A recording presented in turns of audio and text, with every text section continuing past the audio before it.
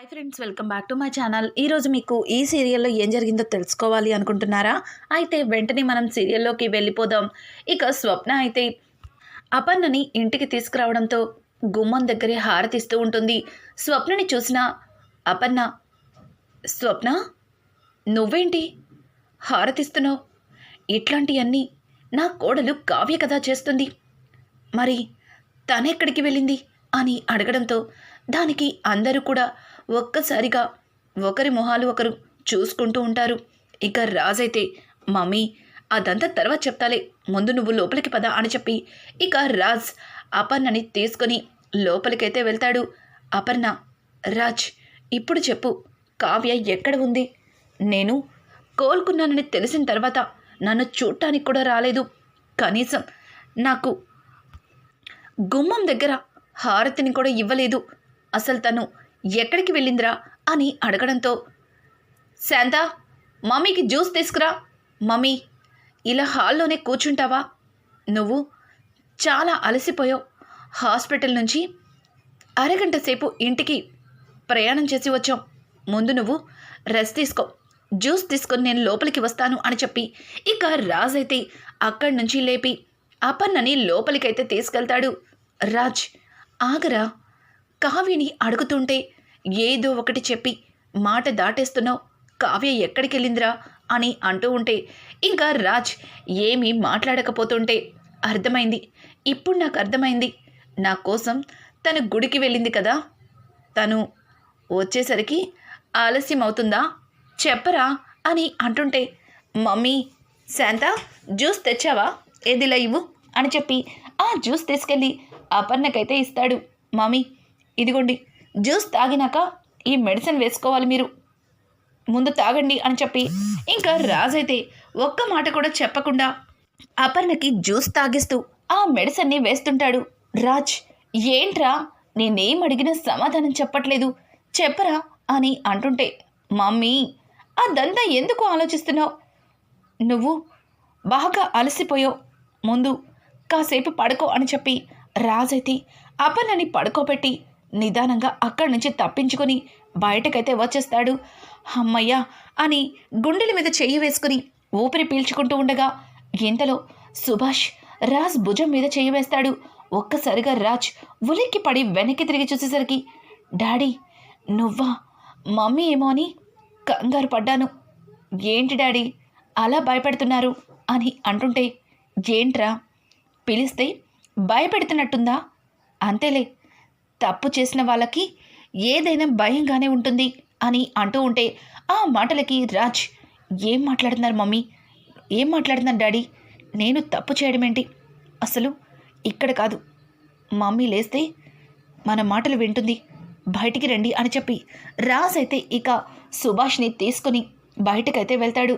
సుభాష్, రాజ్, అపర్ణ ప్రతిసారి కావ్యని అడుగుతుంది, కావ్య గురించి అడిగిన ప్రతి క్షణం ఏం చెప్పాలో తెలియక ఇంట్లో అందరూ సతమతమైపోతున్నారు, నువ్వు తెలివిగా బాగానే తప్పించుకుంటున్నావు, కావ్యని ఇంటి నుంచి పంపించేసి అని చెప్పి ఇంకా రాజ్ మాట్లాడుతుంటే, డాడీ తన గురించి నా దగ్గర మాట్లాడద్దు, మమ్మీని ఎలా చూసుకోవాలో నాకు బాగా తెలుసు, మీరెవరు మమ్మీతో ఆ విషయాన్ని చెప్పొద్దని నేను ఇంతకు ముందే చెప్పాను అని అంటుంటే ఇంతలో ఇందిరాదేవి, రాజ్ మేమెవరం అపర్ణకి చెప్పం, కానీ అపర్ణ పదే పదే అడుగుతూ ఉంటే ఏమీ చెప్పలేక మేమెంత ఇబ్బంది పడుతున్నామో నీకు అర్థం కావట్లేదా, నిన్ను కూడా అడుగుతుంది కదా అని అంటుంటే, నానమ్మ నన్నేం చేయమంటారు, అసలు ఇదంతా ఆ కళావతి వల్లే కదా అయ్యింది అని అంటుంటే, రాజ్ తనని ఇంటి నుంచి పంపించేసింది కూడా నువ్వే కదా అని అడగడంతో, నేనేం తనని ఇంటి నుంచి వెళ్ళిపోమని చెప్పలేదు, తనే ఈ ఇంటిని నన్ను వద్దనుకొని వెళ్ళిపోయింది అని చెప్పి రాజ్ మొహం పక్కకి తిప్పుకొని కాస్త ఇబ్బందిగా మాట్లాడుతుంటాడు. ఆ మాటలకి ఇందిరాదేవి, ఏం మాట్లాడుతున్నావురా, కావ్యని నువ్వు ఇంటి నుంచి వెళ్ళిపోమని చెప్పలేదా, ఏంట్రా ఏంటి మళ్ళీ ఈ కొత్త నాటకం అని అంటూ ఉంటే, అవునానమ్మా, నేను కేవలం మమ్మీ కల జరిగిందని తన మీద అరిచాను, అంత మాత్రానికి తను నన్ను ఇంటిని వద్దనుకుని వెళ్ళిపోయింది.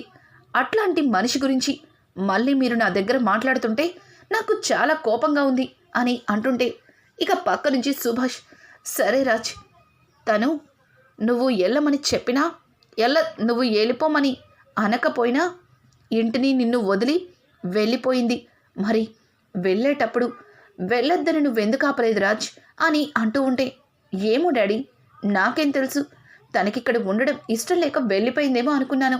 అయినా మమ్మీని ఎలా చూసుకోవాలో నాకు బాగా తెలుసు. తన ప్రస్తావన నా దగ్గర తీసుకురావద్దు అని చెప్పి రాజైతే అక్కడి నుంచి సీరియస్గా వెళ్ళిపోతాడు. ఇక సుభాష్ అయితే, ఏంటమ్మా వీడు ఇలా మాట్లాడుతున్నాడు, అసలు వీడు ఏం ఆలోచిస్తున్నాడో, ఏం చేయాలనుకుంటున్నాడో నాకేం అర్థం కావట్లేదు అని చెప్పి ఇంకా సుభాష్ ఇందిరాదేవితో మాట్లాడుతుంటే, ఇందిరాదేవి, అవును సుభాష్, నాకు కూడా వీడు ఏం ఆలోచిస్తున్నాడో అస్సలు అర్థం కావట్లేదు. అపర్ణకి నిజం తెలిస్తే పరిస్థితి ఏమవుతుందో కూడా తెలియటం లేదు అని చెప్పి ఇక పెద్దవిడ తనను తను భయపడుతూ ఉంటుంది. ఇక్కడ చూస్తే ఇదంతా విన్న రాహుల్ అయితే కంగారుగా రుద్రాణి దగ్గరికి వెళ్తాడు. రుద్రాణి, ఏమైంది రాహుల్, ఎందుకు అంత కంగారు పడుతున్నావు? కొంప తీసి రాజ్ మళ్ళీ కావ్యని ఇంటికి తీసుకొచ్చాడా ఏంటి అని అంటుంటే, మమ్మీ, ఇలా నువ్వు ప్రశాంతంగా ఉంటే నిజంగానే రాజ్ మళ్ళీ కావ్యని ఇంటికి తిరిగి తీసుకొచ్చేలాగానే ఉంది. అపర్ణత్త మాట్లాడితే కావ్యని అడుగుతుంది. పైగా ఇంట్లో అందరూ కూడా కావ్యని తీసుకురమ్మని రాజ్ని ఫోర్స్ చేస్తున్నారు. అందరి మాట విని మళ్ళీ అపర్ణత్త కోసం రాజ్ కావ్యని ఈ ఇంటికి తీసుకొస్తే మనం చేసిన ప్రయత్నాలన్నీ వృధా అయిపోతాయి. పైగా అత్త వేసుకున్న టాబ్లెట్స్ మనమే మార్చామని, ఆ సమయంలో కావ్య ఇక్కడ కాకుండా ఆఫీస్లో ఉండేలా చేసింది మనమేనని ఏ మాత్రం అనుమానం వచ్చినా అందరి మధ్యలో సాక్ష్యాలతో సహా బయట పెట్టేస్తుంది. నాకెందుకో కంగారుగా ఉంది మమ్మీ అని చెప్పి ఇంకా రాహుల్ అయితే రుద్రాణి దగ్గర చెప్పి భయపడుతూ ఉంటాడు. రుద్రాణి, రే రాహుల్, అలాంటిదేది జరగదు, నువ్వేం కంగారు పడకు.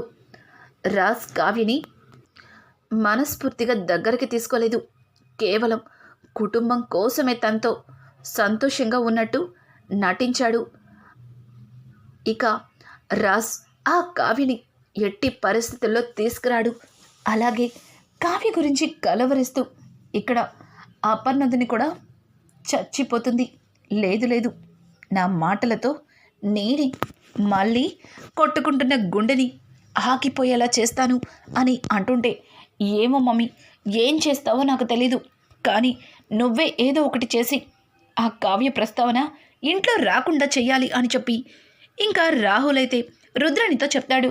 రుద్రాణి కూడా రాహుల్తో, చూడు రాహుల్, నువ్వు అదేం ఆలోచించుకు, అంతా నేను చూసుకుంటాను అని చెప్పి రుద్రాణి ఇంకా, ఏంటి, కావ్యని మళ్ళీ ఇంటికి తీసుకురావడానికి చాలా ప్రయత్నాలే జరుగుతున్నాయి, అవేవి జరగకుండా నేను చూస్తాను అని చెప్పి ఇంకా రుద్రాణి తన మనసులో అనుకుంటూ ఏదో ఆలోచిస్తూ ఉంటుంది. ఇక్కడ చూస్తే కళ్యాణ్ చాలా బాధగా బయట కూర్చుని ఉంటాడు. కళ్యాణ్కి కాఫీ తీసుకుని ఇక అప్పు, కూర్చి, ఏంటి కాఫీ ఇంకా రాలేదని మొహం ముడుచుకొని కూర్చున్నావా? ఇదిగో టెట్టడాయ్, కాఫీ వచ్చేసింది అని చెప్పి ఇంకా అప్పు అయితే కళ్యాణ్కి కాఫీని ఇస్తుంది. కళ్యాణ్, వద్దప్పు, నాకు ఇప్పుడేం వద్దు, నాకు కాఫీ తాగాలని లేదు అని అంటుంటే, కవి, ఏమైంది నీకు? నాకు తెలుసు నువ్వెందుకు ఇలా ఉన్నావో.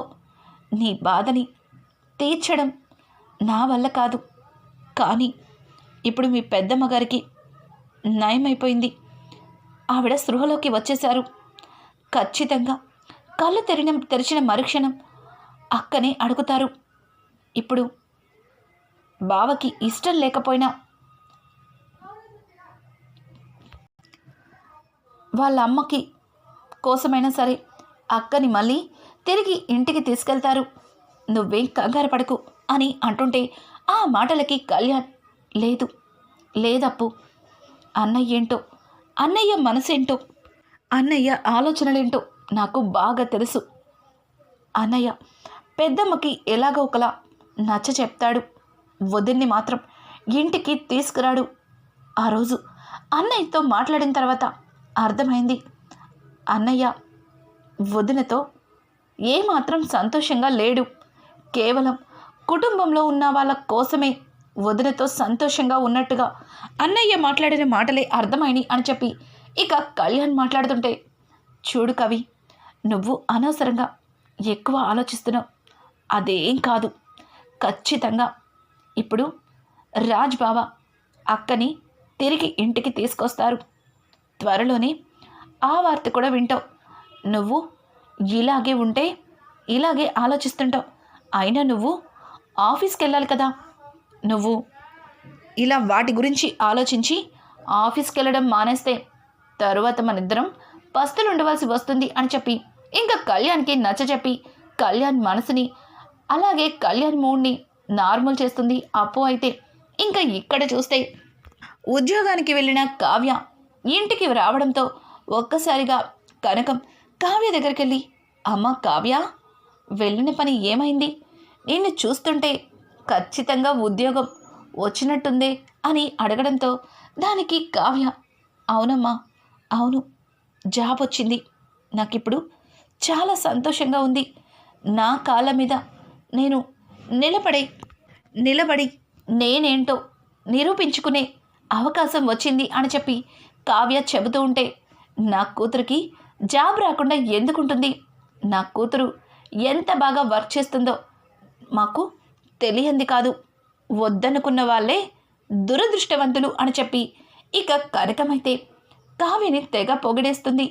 ఇంతలో కృష్ణమూర్తి కూడా, ఏంటి ఇద్దరు అంత సంతోషంగా ఉన్నారు అని అనడంతో, ఏం లేదండి, ఉదయం కావ్య ఉద్యోగం కోసం వెళ్ళింది కదా, తనకి జాబ్ వచ్చింది అని అనడంతో, అవునన్న, నాకు జాబ్ వచ్చింది, నెలకి 50,000 జీతం.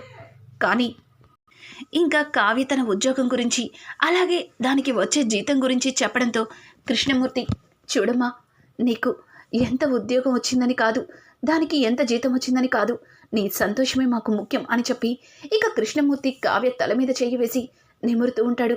కావ్య ఇద్దరినీ కూడా హత్తుకుని తనలో తను బాధపడుతున్నా వాళ్ళ ముందు సంతోషంగా ఉన్నట్టు నటిస్తుంది. ఇంకా ఇక్కడ చూస్తే అపర్ణ, కావ్య ఏంటి అసలు ఎక్కడికి వెళ్ళింది? ఏం జరిగి ఉంటుంది?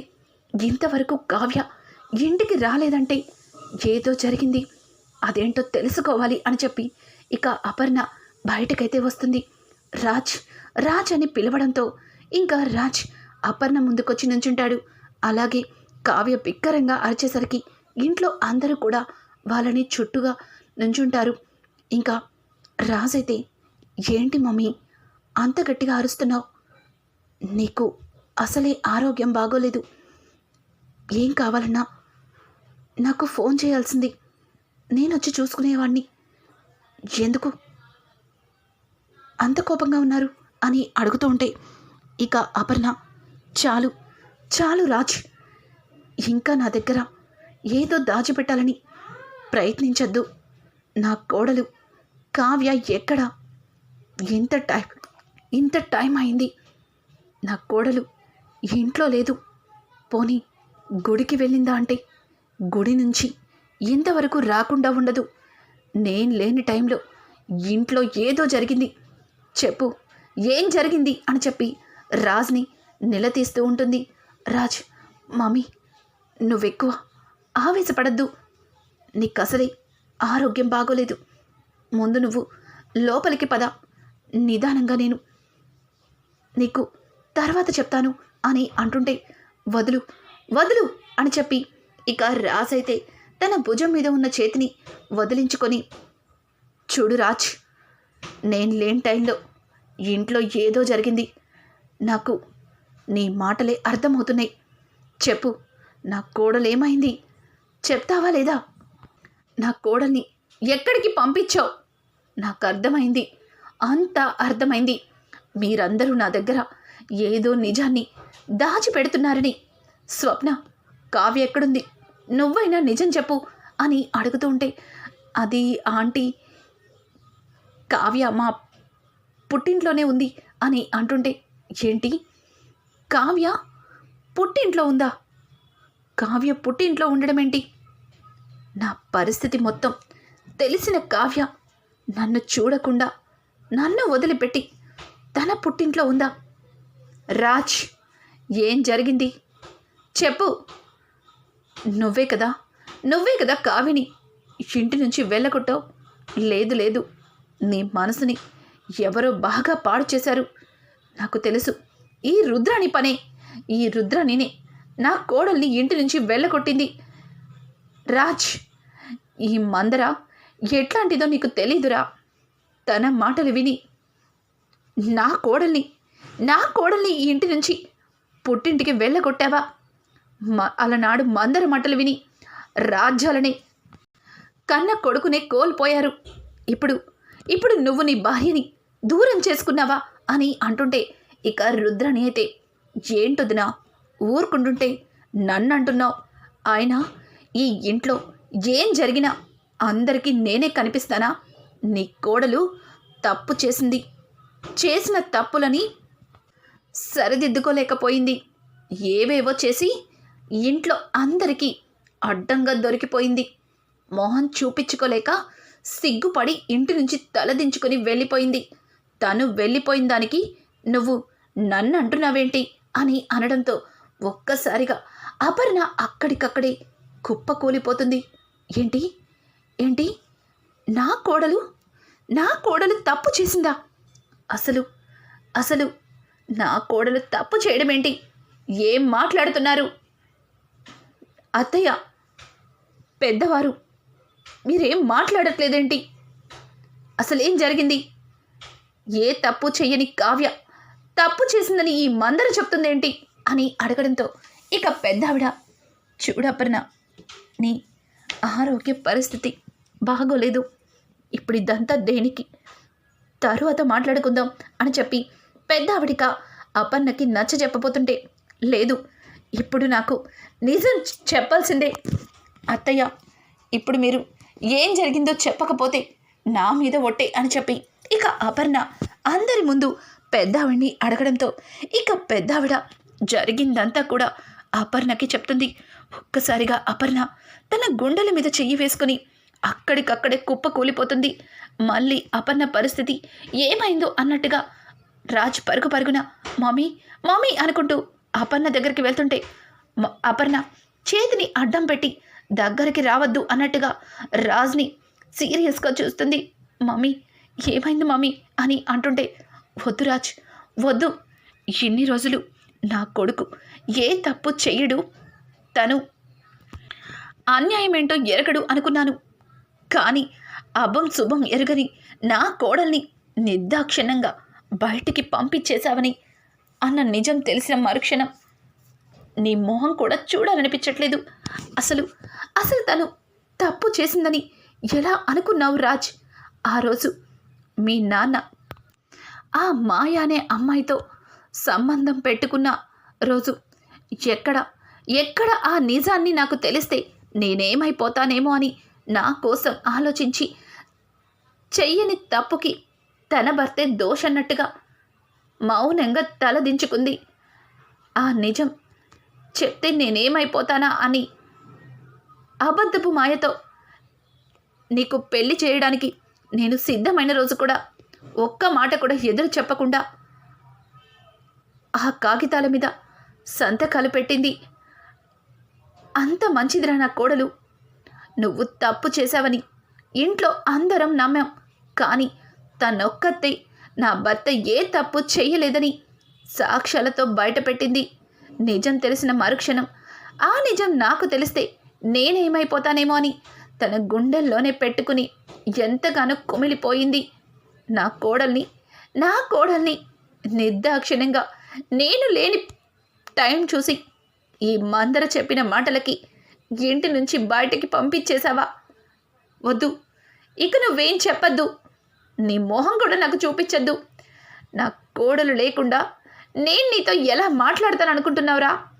ఏ తప్పు చెయ్యని నా కోడల్ని పంపించేసి నేను ఈ ఇంట్లో సంతోషంగా ఉంటారని ఎలా అనుకున్నావురా అని చెప్పి ఇక అపర్ణ అయితే రాజ్ని చాలా అసహించుకుంటుంది. ఇంకా అపర్ణ ఉదయాన్నే తను కావ్య ఇంటికైతే వెళ్తుంది. కావ్య అపర్ణని చూసి అత్తయ్య అని చాలా ఎమోషనల్గా వెళ్ళి అపర్ణని హక్ చేసుకుంటుంది. అత్తయ్య మీకు బాగానే ఉందా? ఇప్పుడు మీరు ఎలా ఉన్నారు? ఎందుకు అత్తయ్య ఈ పరిస్థితుల్లో ఇక్కడికి వచ్చారు? మీరు రెస్ట్ తీసుకోవాలి అని చెప్పి కావ్య అపర్ణకి అన్ని జాగ్రత్తల్ని చెప్తుంటే అపర్ణ నేను ఒకప్పుడు నీ గురించి తెలియక నా మాటలతో చేష్టలతో ఎంతో బాధ పెట్టాను. ఇప్పుడు నా కొడుకు మూర్ఖంగా ఆలోచించి నిన్ను ఇంటి నుంచి బయటికి పంపించేశాడు. కానీ ఇంకా మా గురించి మా కుటుంబం గురించే ఆలోచిస్తున్నావు. నీలాంటి కోడలు ఎంతో అదృష్టం చేసుకోకపోతే మాకు దొరకదు అని చెప్పి ఇక అపర్ణ కావ్యని దగ్గరకు తీసుకుంటే కావ్య అపర్ణ భుజం మీద తలపెట్టి తన మనసులో ఉన్న బాధ మొత్తాన్ని అపర్ణకి పంచుకుంటుంది. అపర్ణ కావ్యని ఓదార్చుతుంది. ఇక్కడ చూస్తే ఇంకా ఇందిరాదేవి అయితే రాజ్కి చీవాట్లు పెడుతుంది. నువ్వు ఆ రుద్రాణి మాటలు విని కావ్యని అనవసరంగా తప్పు పట్టావు. అసలు ఏ తప్పు చెయ్యని నీ భార్యని నువ్వు అన్యాయంగా దూరం చేసుకున్నావని పెద్దావిడ రాజ్కి నచ్చ చెప్తుంది. ఇంతలో రుద్రాణి అక్కడికి వచ్చి మళ్ళీ రాజ్ మనసుని విరక్కొట్టడానికి రాజ్ కావ్య అపర్ణ వదిన మనకి దూరం అయ్యే స్టేజ్ దాకా వచ్చింది అంటే దానికి కారణం తనే. నువ్వు అనవసరంగా అమ్మ మాటలు వినద్దు అని చెప్పి ఇక రుద్రాణి అయితే పెద్దావిడ మాటలు వినద్దని చెప్పి రాజ్కి నూరిపోస్తుంటుంది. కానీ రాజ్ ఆవేశంలో ఉండడంతో రుద్రానికి గట్టి వార్నింగే ఇస్తాడు. రానున్న ఎపిసోడ్స్లో రుద్రాణి చేసిన మోసాన్ని కూడా ఇక చిన్న చిన్నగా బయట పెడతారు. ఇక కావ్య అపర్ణ పిలవడంతో తిరిగి ఇంటికి వస్తుందా? రానున్న ఎపిసోడ్స్ అయితే మరింత ఇంట్రెస్టింగ్గా మారిపోతున్నాయి. ఈ వీడియో మీకు నచ్చినట్టయితే లైక్ చేసి సబ్స్క్రైబ్ చేసుకోవడం మాత్రం మర్చిపోకండి. Thanks for watching. Hi friends, welcome back to my channel. ఈరోజు